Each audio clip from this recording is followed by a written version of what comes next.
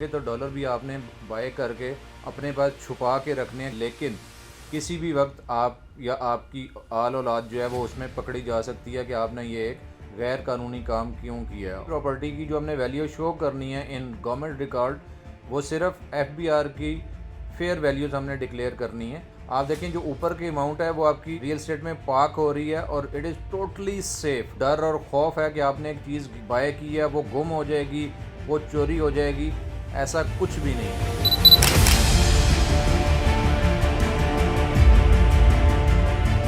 अस्सलाम वालेकुम, अज़हर GM अमान, military state DHA Lahore.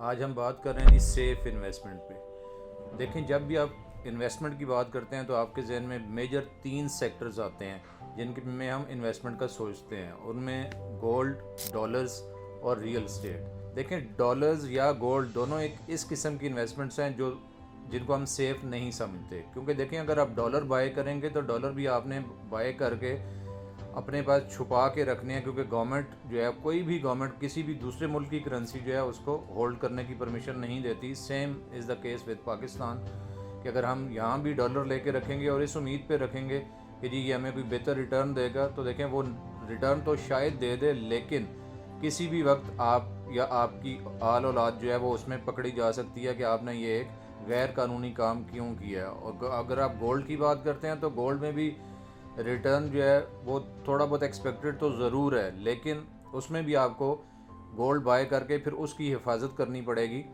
ताकि वो कोई चोर चोरी ना कर ले। आप means you will have to spend extra money कि आप उसको सेफ रख सकें।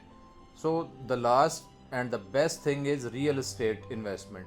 देखिए, रियल एस्टेट में अगर आप एक बार इन्वेस्टमेंट करते हैं तो आपको ये डर नहीं है कि कोई चोर उसको चोरी कर लेगा या आपसे ग्रैब कर लेगा या आप कहीं उसको खो देंगे, बल्कि when it is transfer to your name it is totally legal.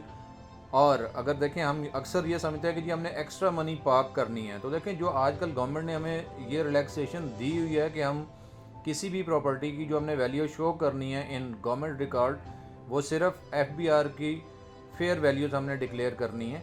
तो FBR की फेयर वैल्यू की डिक्लेरेशन से आप अपनी एक्स्ट्रा मनी जो है उसको भी पार्क कर सकते हैं। देखिए, फॉर एग्जांपल मैं DHA की अगर आपके साथ बात करूं तो DHA में अगर आप एक प्रॉपर्टी बाय करते हैं 6 करोड़ रुपए की, तो FBR ने उसकी आपको फेयर मार्केट वैल्यू तकरीबन 3-3.25 करोड़ रुपये दी हुई है।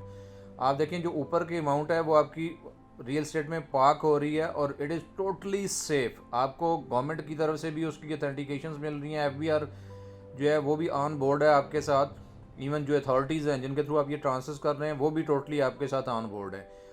ना आपको कुछ छुपाने की ज़रूरत है, ना आपको डर और खौफ है कि आपने एक चीज़ बाय की है वो गुम हो जाएगी, वो चोरी हो जाएगी, ऐसा कुछ भी नहीं है। सो मेरी आप सबसे ये रिक्वेस्ट है कि देखें, हमें सब कुछ कमाते हैं करते हैं, लेकिन हमारी ज़िंदगी का मकसद जो है वो सिर्फ अपनी ज़ात नहीं होना चाहिए।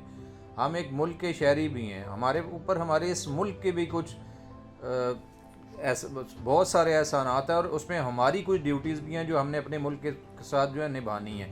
तो देखें, कम अज़ कम हम ऐसे सोर्सेज तो यूज़ कर सकते हैं जो लीगल हैं, जिसमें हमारा भी बेनिफिट हो, जिसमें हम सेफ़ भी हैं, और गवर्नमेंट ने हमें ये ऑप्शंस प्रोवाइड की हुई हैं।